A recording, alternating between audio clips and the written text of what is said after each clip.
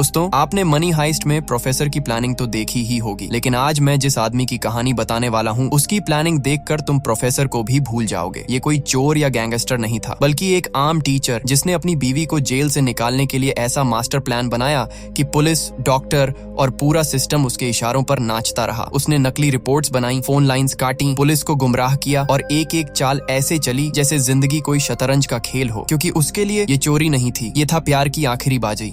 कहानी की शुरुआत होती है एक काली सन्नाटे से भरी रात से, जब जॉन ब्रेनन नाम का एक कॉलेज टीचर बेहद घबराया हुआ अपनी कार को तेजी से चला रहा होता है। उसकी कार की बैक सीट पर एक घायल ड्रग डीलर पड़ा है जिसे गोली उसी ने मारी है। अब सवाल ये है, एक सीधा साधा कॉलेज टीचर आखिर जेल तोड़कर अपनी बीवी को भगाने के लिए किस हद तक जा सकता है? इसका जवाब आपको तभी समझ आएगा जब आप उसका वो जीनियस प्लान सुनेंगे, जो सुनकर खुद पुलिस भी हैरान रह गई थी। कहानी 3 साल पहले की है, जब जॉन अपनी पत्नी लारा और बेटे ल्यूक के साथ अपने खूबसूरत घर में हंसी खुशी जिंदगी गुजार रहा था। लारा को डायबिटीज थी, इसलिए हर सुबह की तरह वो अपना इंसुलिन इंजेक्शन ले रही थी, लेकिन तभी उसकी नजर अपनी जैकेट पर पड़े खून के एक छोटे से धब्बे पर पड़ी। वो फौरन उसे धोने के लिए सिंक की तरफ भागी, मगर इससे पहले कि वो कुछ समझ पाती, दरवाजा जोर से खुला और पुलिस अंदर घुस आई और बिना कुछ पूछे लारा को कत्ल के इल्जाम में गिरफ्तार कर लिया गया। बाद में कोर्ट ने लारा को दोषी करार देकर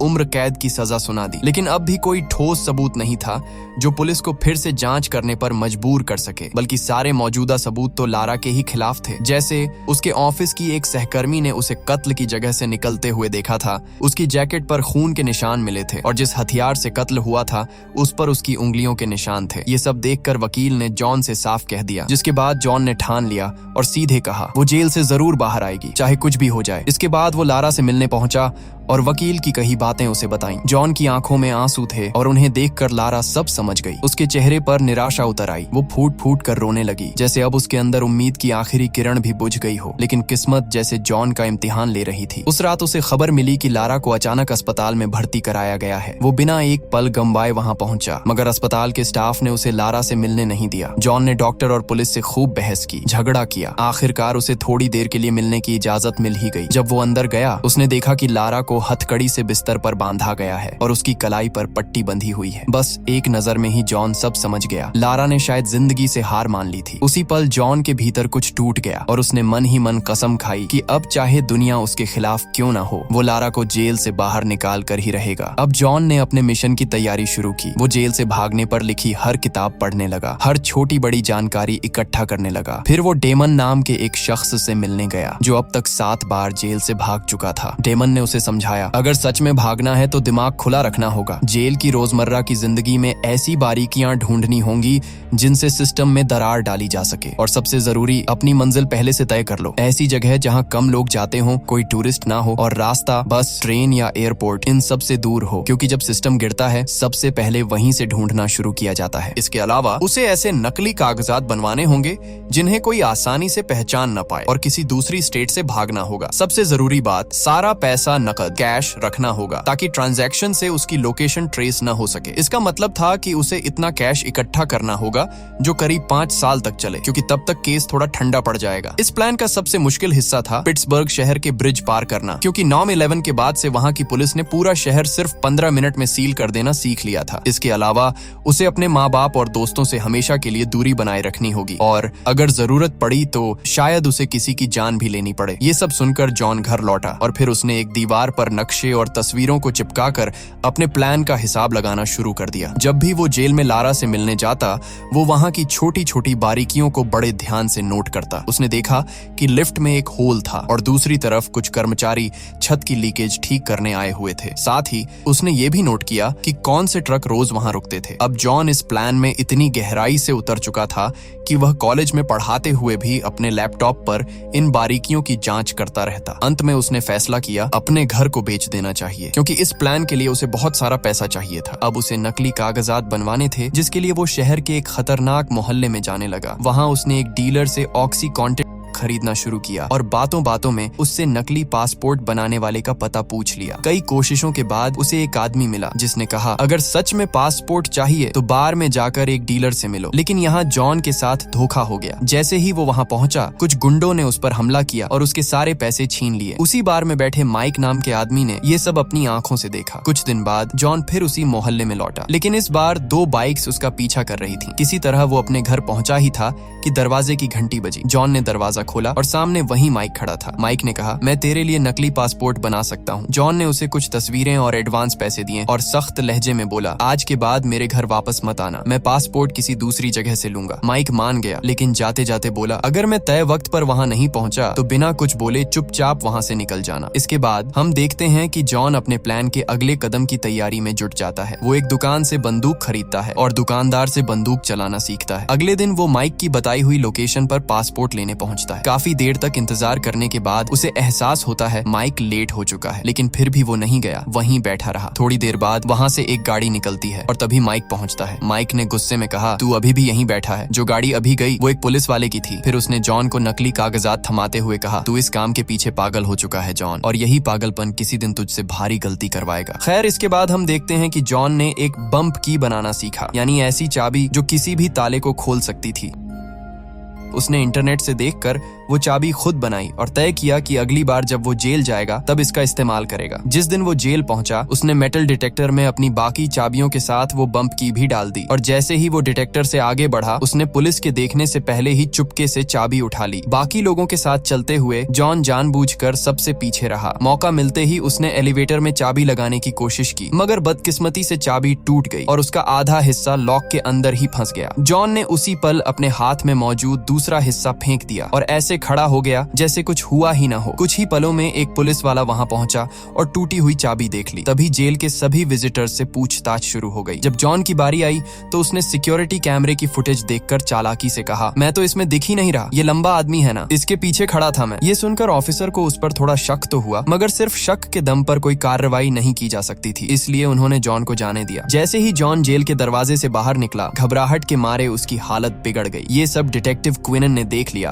और अब उसे भी जॉन पर शक होने लगा। तब से क्विनन ने चुपके से जॉन पर नजर रखना शुरू कर दी, लेकिन जॉन इससे बिल्कुल अनजान था। वो तो धीरे धीरे अपने घर का सामान बेचने में लगा हुआ था और जब भी उसका भाई मिलने आता, जॉन छिपकर बैठ जाता ताकि कोई उसके हालात न समझ सके। एक दिन दोपहर में जॉन अपने बेटे ल्यूक को पार्क ले गया, जहाँ ल्यूक के दोस्त कैरी की माँ ने उसे कैरी की बर्थडे पार्टी में आने का न्योता दिया। लेकिन जॉन का दिमाग अब किसी और ही दुनिया में खोया हुआ था। वो फिर से अपने प्लान की तैयारी में जुट चुका था। इसी दौरान उसने जेल के बाहर रुकने वाली एक नई मेडिकल वैन देखी और उसी पल उसके दिमाग में एक जबरदस्त आइडिया आया। अब वो इसी वैन के जरिए अपने प्लान को अंजाम देने वाला था। उसने लारा की डायबिटीज पर रिसर्च की, फिर कई दिनों तक उस वैन का पीछा करके उसके आने जाने का ठीक समय पता लगाया। इसके अलावा उसने इंटरनेट से सीखा कि टेनिस बॉल की मदद से किसी गाड़ी का लॉक कैसे खोला जा सकता है। अगले दिन उसने वही तरीका अपनाया। टेनिस बॉल से मेडिकल वैन का दरवाजा खोला और अंदर से लारा की मेडिकल रिपोर्ट्स की तस्वीरें ले लीं। बाद में उसने नकली रिपोर्ट तैयार की जिसमें दिखाया गया कि लारा की तबीयत बेहद खराब है। कुछ दिन बाद जब जॉन लारा से मिलने पहुंचा तो लारा ने उसे एक बुरी खबर दी। 3 दिन बाद उसे एक और भी सख्त जेल में ट्रांसफर किया जाने वाला था।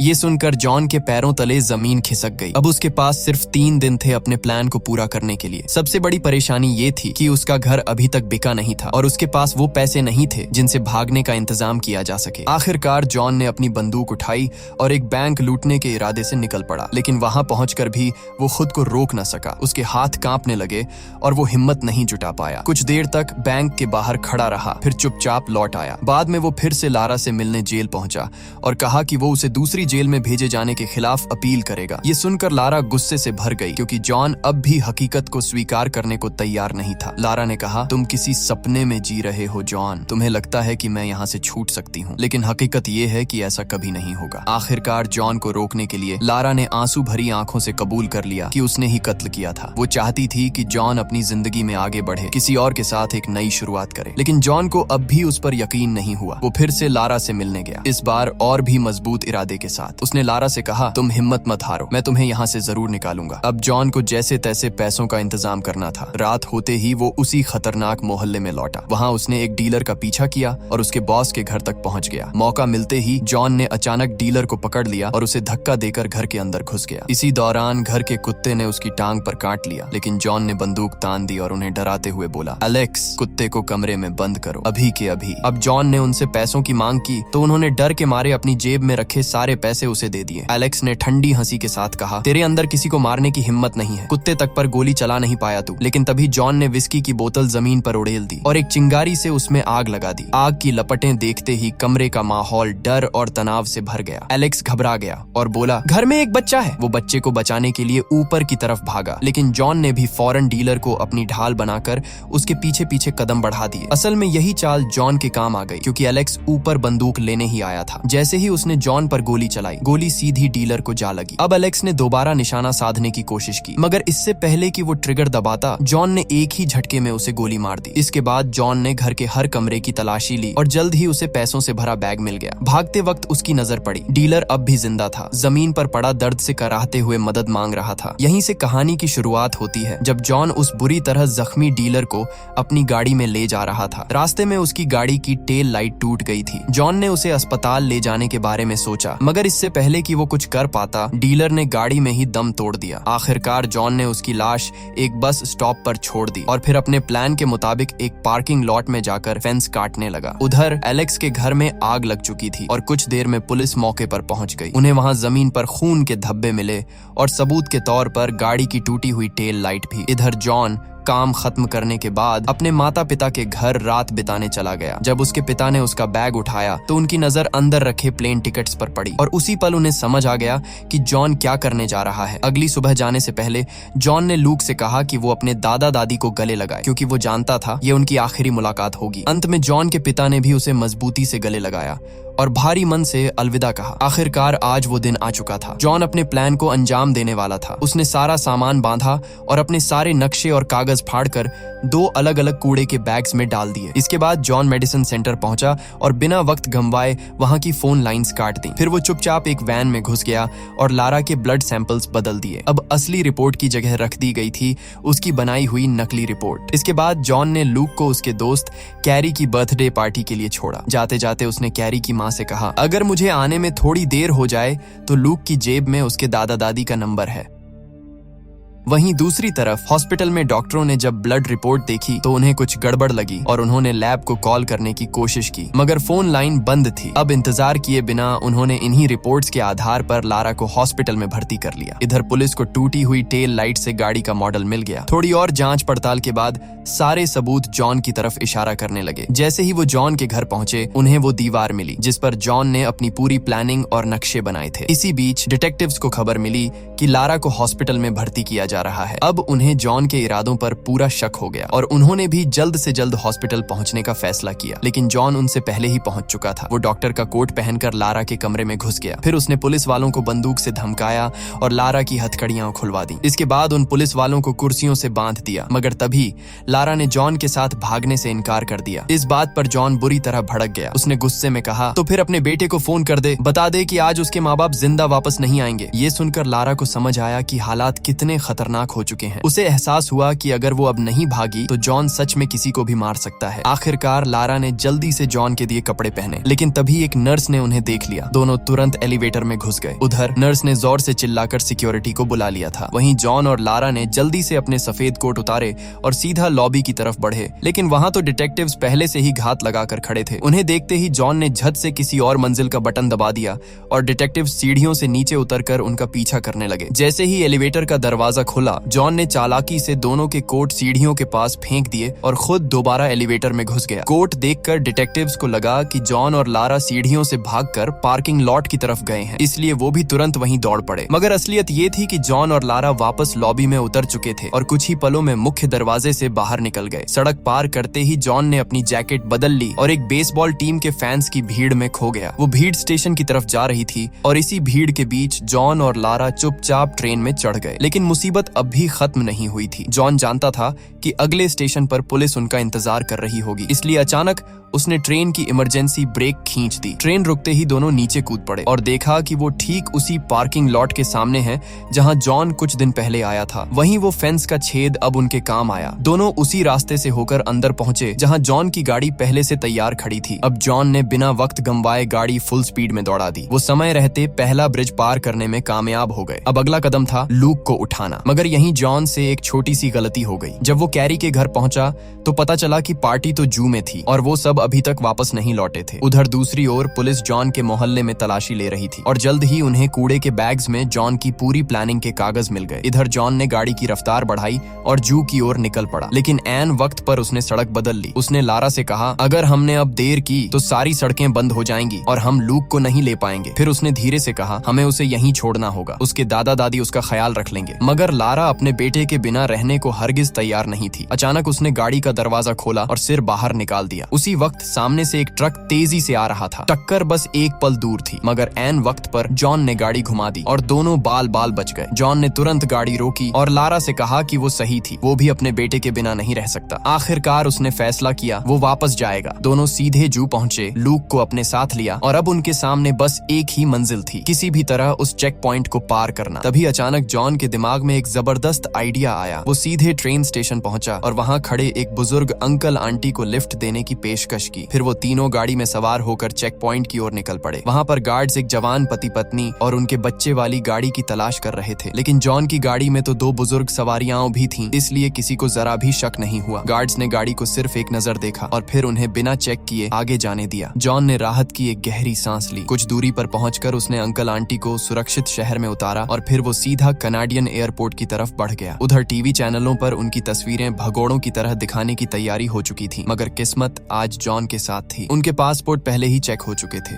और ठीक उसी वक्त सिक्योरिटी गार्ड की ड्यूटी बदल गई। नया गार्ड ये जानता ही नहीं था कि जॉन और लारा तो पहले ही अंदर जा चुके हैं। उधर जॉन के घर पर जब पुलिस ने कूड़े में फेंके गए कागजों को जोड़ना शुरू किया तो उनमें से हाइती देश की एक तस्वीर मिली। बस फिर क्या था, उन्होंने फौरन हाइती जाने वाली सभी फ्लाइट्स को रोकने का आदेश दे दिया। लेकिन ये जॉन का असली खेल था, क्योंकि थोड़ी देर बाद क्विनन को समझ आया कि उन्हें तो प्लान के सिर्फ आधे कागज ही मिले थे। बाकी आधा हिस्सा जॉन ने जानबूझकर गायब रखा था ताकि पुलिस गलत दिशा में भटक जाए। असल में हाइती का सुराग सिर्फ एक चाल थी, ताकि जब तक पुलिस वहां फंसी रहे जॉन, लारा और उनका बेटा लूक सुरक्षित जगह पहुंच जाए। और हुआ भी वैसा ही। उधर पुलिस हाइती में तलाश करती रह गई, जबकि इधर जॉन, लारा और लूक वेनेजुएला की फ्लाइट में बैठ चुके थे। कुछ दिन बाद हम देखते हैं कि तीनों क्रास्क शहर में एक नई जिंदगी शुरू कर चुके हैं, जहां अब न पुलिस थी न खतरा, सिर्फ प्यार और सुकून। तो क्या आप भी किसी से उतना ही प्यार कर सकते हैं जितना जॉन ने लारा से किया? कमेंट्स में जरूर बताना। मिलते हैं अगली वीडियो में।